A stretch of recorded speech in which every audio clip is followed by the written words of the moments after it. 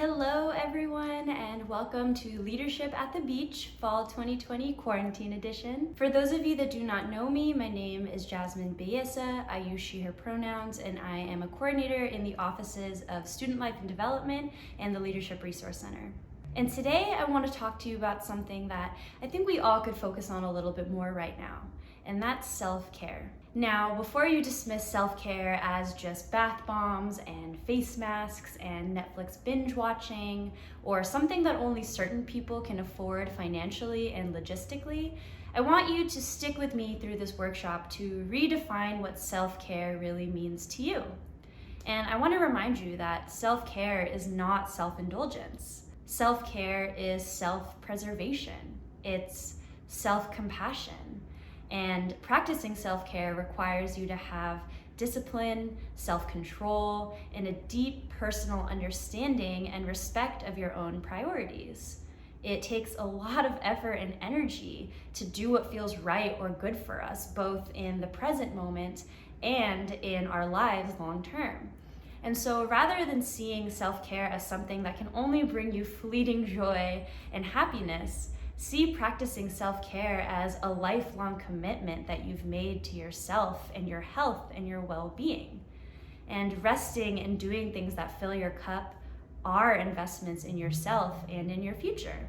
Regardless of your race, ethnicity, age, gender, sexuality, and other various identities that we have, we're all finding ourselves in this really unique position in the history of not only this country, but the world. In the middle of a global health crisis with no concrete end in sight, a national reckoning with race and racism, and a turbulent political climate during election season right now, it's understandable for a lot of things in your life to feel like they're out of control. It might feel difficult to focus on yourself when you consider the fact that there's still so much race and gender-based violence still occurring across the country. There is so much difficulty communicating across political, personal, and spiritual differences. And the planet is literally dying.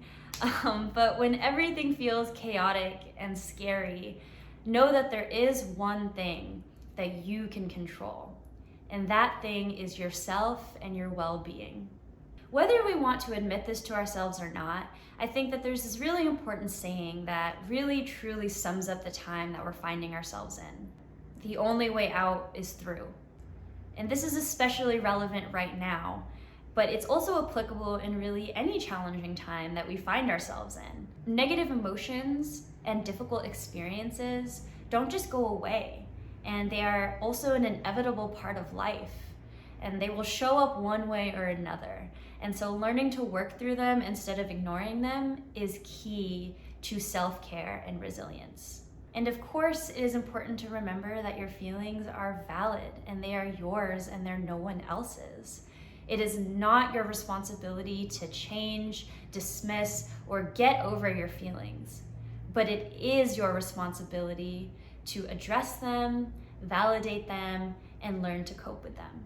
And so before we go anywhere else, I want you to practice this mantra with me and commit to gently reminding yourself of this when you forget. So tell yourself that self-care is self-compassion.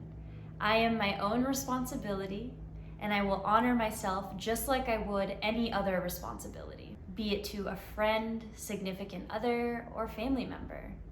I will keep the commitment I've made to myself just like I would to someone that I love. Okay, so now that we've gotten that taken care of, let's get started. I am going to cover some tips and strategies for building up your resiliency and creating your very own self-care action plan. You may want to have a pen and paper ready or just a Word document open on your computer, since I will be encouraging you to reflect and write down things throughout this workshop. So tip number 1 is to absolutely prioritize meeting your basic needs. This might seem obvious, but when you find yourself feeling anxious or overwhelmed or some other negative emotion, your first priority and focus should be on regulating your body's nervous system. Think about what our basic needs are. nutrition, hydration, oxygen, sleep, exercise, hygiene, etc. We need these things to survive. It's in our evolutionary history. And so make sure that these things are taken care of first. Sometimes fulfilling one of your basic needs, like taking deep, controlled breaths, drinking a big, cold glass of water, eating your favorite snack, sitting outside in the sun, taking a long, hot shower, bothering your mom, whatever it is, those things can be enough to help tend to your overall health and refocus your energy in those moments that you find yourself stuck in a rut. Do not underestimate the power of these simple yet effective steps to take when you need to disrupt whatever negativity it is that you're experiencing. You would be surprised how something as simple as a quick music break or phoning a friend or taking a nice, pleasant walk in your neighborhood could positively change the trajectory of your day. For me personally, I find that taking 30 seconds or a minute or so to focus on my breathing can be really effective when I need to take a step back. And so a breathing technique that I've been utilizing every day pretty much since this summer is box breathing or 4x4 breathing. And so all you need to do is just sit or lay down in a comfortable position, and you will be counting in 4-second intervals. And so the first thing you'll do is breathe in for 4 seconds, hold for 4 seconds, exhale for 4 seconds, and then hold again for 4 seconds. You can utilize this technique any place and any time, while you're in class, while you're watching TV or the news, while you're in that terrible lab on Zoom, anything. And I would like to also shout out the Cal State Long Beach SOAR team for teaching me this great strategy over the summer. My second key tip is to practice setting realistic and healthy boundaries with yourself. You might not be okay right now, and if no one has told you this yet, it is okay to not be okay. There could be a lot of understandable reasons for that right now. But whenever you experience negative emotions, your goal should not be to bottle them up and just hope that they go away. You know, your feelings, positive and negative, are powerful and they're telling you something. I think that now is a good time to talk about mindfulness and how we can use it to create and respect our own boundaries. Right now, time is one of your most valuable assets, and I want you to take a moment to think about how you're utilizing and managing your time. And so I want you to reflect on the days you felt overwhelmed or stressed out or burnt out these past few months. Where are those feelings coming from? You know, do you feel that for various reasons you need to be just as productive or even more productive than you were before? Before switching to a primarily virtual life, pre-COVID-19, did you always meal prep perfectly nutritious and balanced meals, make time to exercise, complete all of your assignments proactively, find the solution to the world's most pressing problems, maintain all of your social connections all in one day? Probably not. It is unrealistic and unfair to expect yourself to maximize your productivity and your wellness in the midst of a pandemic, a once-in-a-lifetime, mega stressful event that has changed every aspect of our lives. This is where mindfulness can come in. Being resilient is not about avoiding bad and stressful times. It's about accepting that bad and stressful times are inevitably a part of our lives, and that learning to bounce back, push through, and adapt will make these times easier to navigate. So the breathing exercise that we covered earlier in this video is a great mindful activity, but you can practice mindfulness in any way that works for you. Maybe it's slowly eating and savoring your favorite snack or beverage, or it's journaling, or going for a walk in a neighborhood, listening to ambient music, or just practicing meditation and sitting with your thoughts. So let's try to put some of this into practice right now. Pay attention to how your body and your mind and your spirit are feeling right now. Observe your hands and your feet or your skin, and just think about taking a moment and acknowledging your physical surroundings. And then ask yourself, like, what feels good right now? And then what could you use more of right now? Or what could you use less of?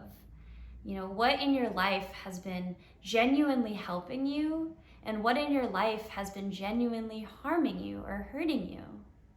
And which of your habits do you need to break, or which of your habits do you need to continue? Make observations of your feelings and behaviors without judgment, but with curiosity. I know this probably feels weird and unnatural right now, but the best way I can kind of address that is to think of this just kind of like a simple check-in, just like you would do with your friend or a family member.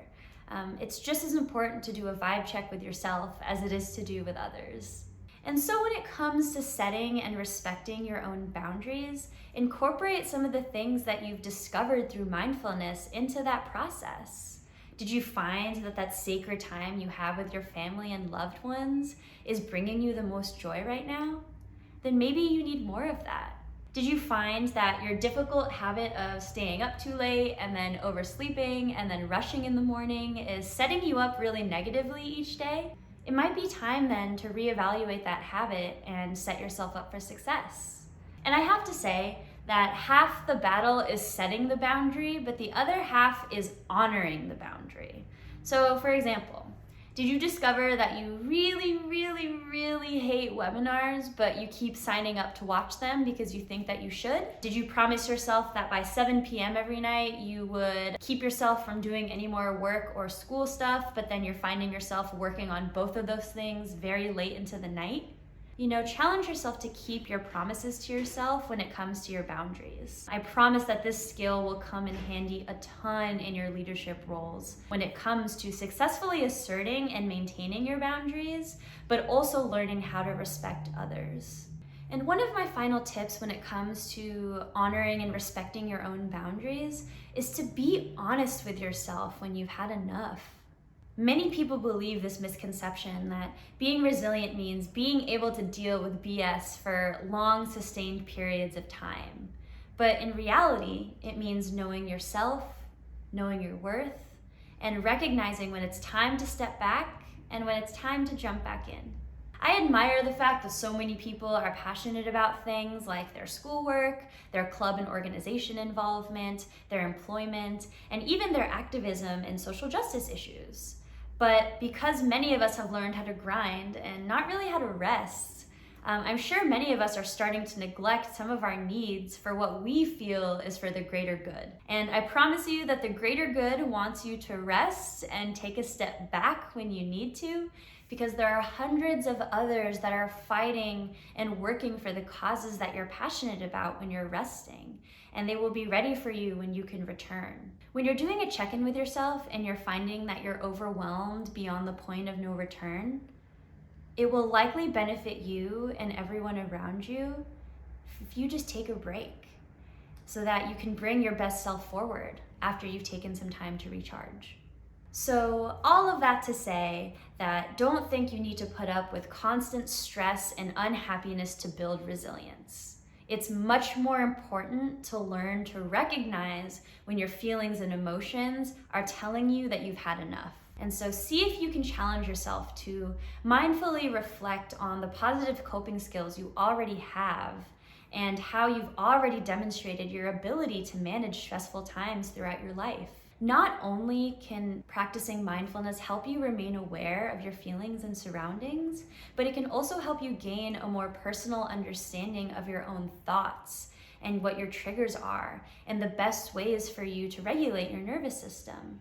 In those moments of stress, mindful practices have also been associated with heightened feelings of gratitude, of self-control, and overall happiness. And so, for what it's worth, I hope you know that simply existing is a demonstration of your admirable resilience and adaptability, and you are already so much more resilient than you may think or feel.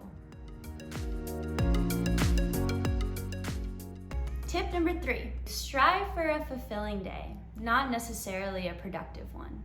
My partner and I have talked about this concept so many times since our lives were upended by the pandemic, and it's something that I think ties in really well with this idea of setting appropriate boundaries and practicing mindfulness. In normal circumstances, it was easy for many of us to be in go, go, go mode 24/7 without ever stopping to ask ourselves what we're enjoying or what we're missing or what we need more of. And it's not really possible for many of us to continue this habit now. And so if this is a tendency of yours, I challenge you to use this moment in this workshop to work towards correcting it.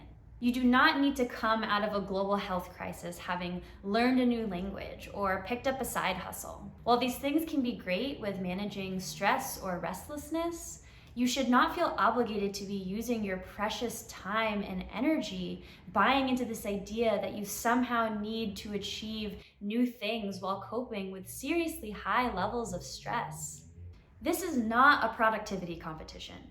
This is not a who can optimize their quarantine time the best competition. You are in the middle of a moment in history where every single aspect of your life has been upended. And sometimes your best will be different each day, and that's okay. We could all benefit from being a little bit more adaptable and flexible with ourselves and our schedules right now, because remember, your brain is processing stressful information and it's currently in fight or flight mode, perceiving almost every single day as a health and safety threat. And so it's okay to let your nervous system catch up. So when thinking about what a fulfilling day looks like versus a productive day, I don't want it to sound like the two are mutually exclusive. This is not at all to say that having a productive day cannot feel fulfilling, because it absolutely can.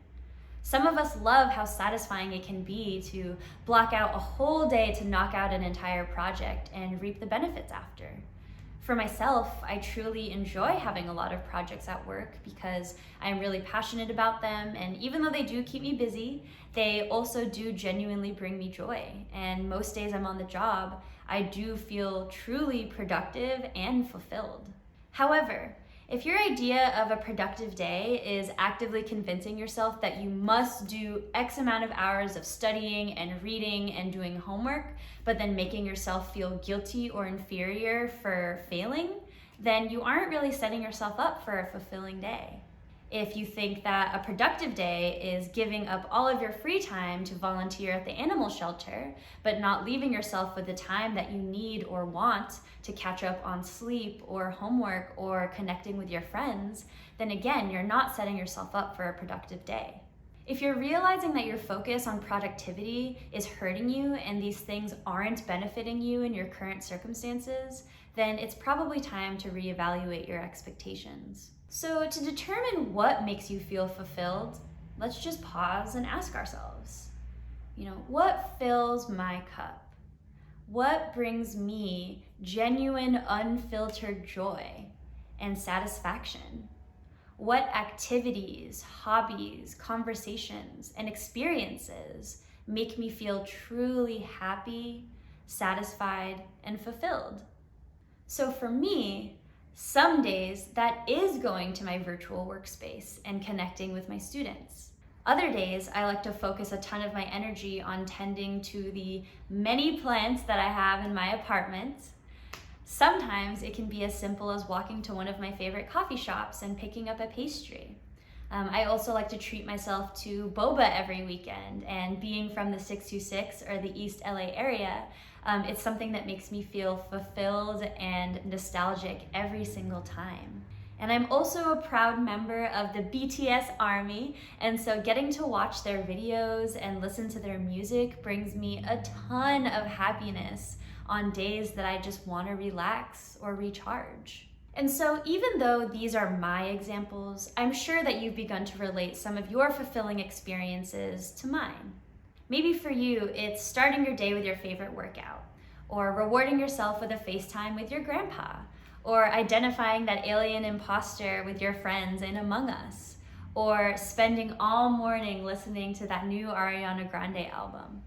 Identify what those happy things are for you, and then strive to incorporate them into your schedule regularly. I am not telling you to throw away all your responsibilities to your workplace or your classes or to your families, but rather encouraging you to prioritize doing something that makes you feel fulfilled each day. In the long run, I promise that this will really benefit you and your ability to maintain all of your commitments. And on days that you need to recharge, recognize that rest days are absolutely productive. Think about the benefits of self-care being the same as the benefits of working out and building muscle. You build your resilience and strength on the days that you're resting. And so that in itself is extremely productive time. Balance is key. All in all, a fulfilling day looks different for everyone. So define that in the way that speaks to you, not in the way you think that you should. Tip number 4.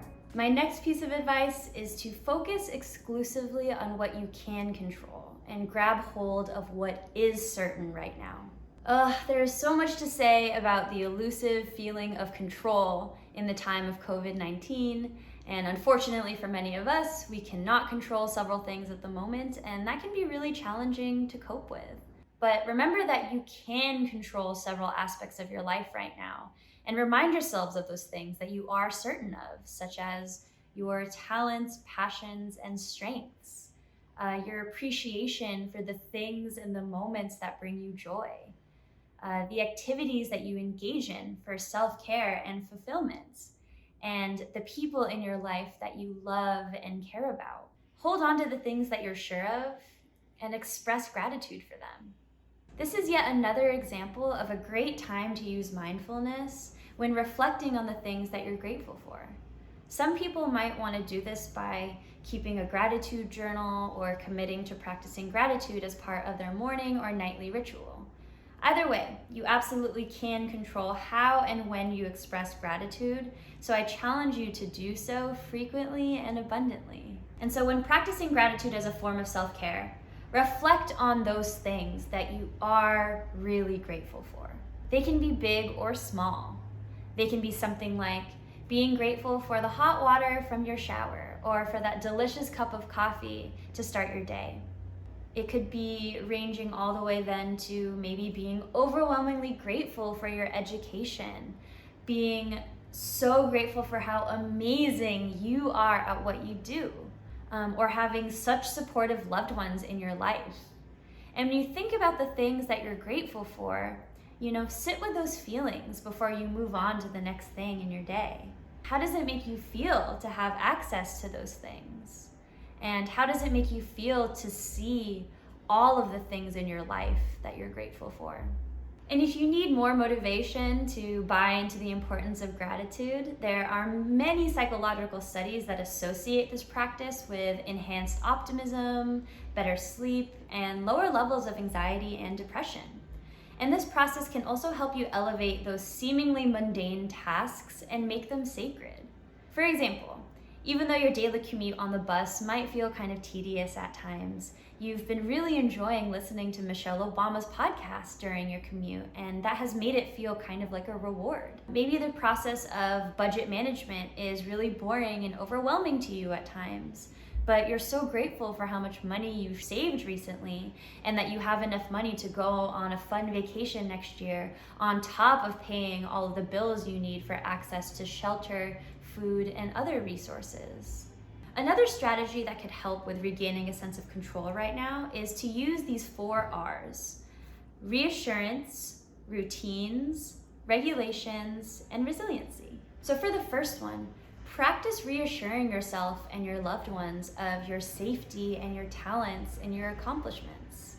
Whether you need to use mindfulness, grounding techniques, or just talking it over with someone that you trust, practice identifying and sharing your concerns and fears and worries, but remind yourself that you do have a lot of control over your life and that the things you love and are proud of about yourself are valid. And next, establish predictable and manageable routines.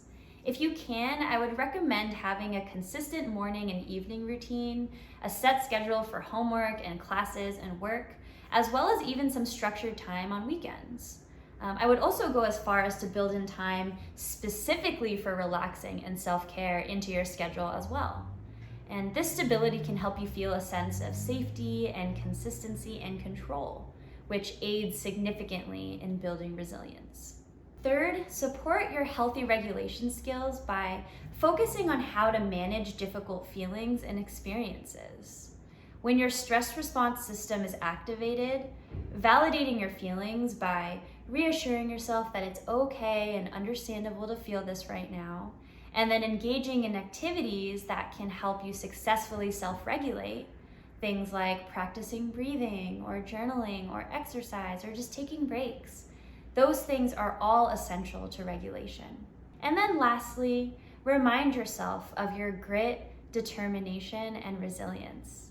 You would not be here right now if you weren't a resilient person. And so remind yourself and reassure yourself of your demonstrated ability to overcome your challenges.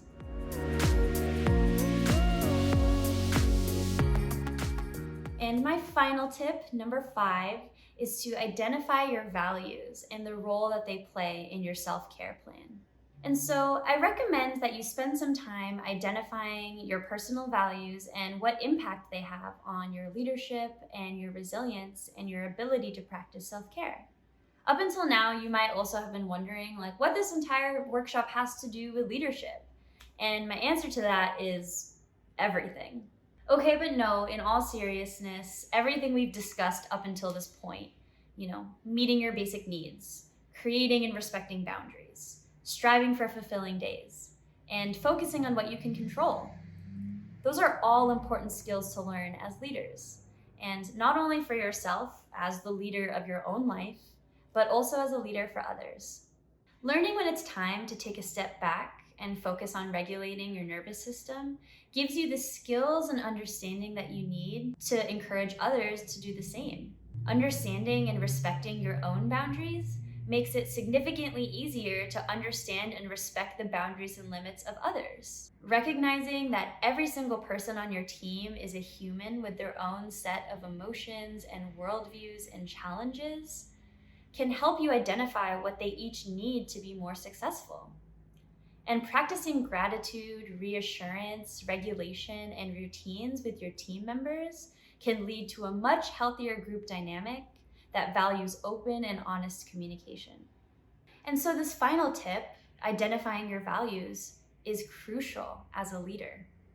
You can search on Google for a list of personal values or a list of core values. You'll see things like accountability, humility, empathy, compassion, integrity, accomplishment, authenticity, and so forth.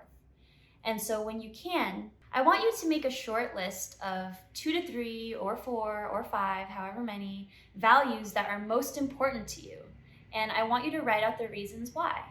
I want you to now focus on how you can think, act, and do positive things that are congruent or that align with your values. Reflect on the ones you chose and why they're so deeply important to you.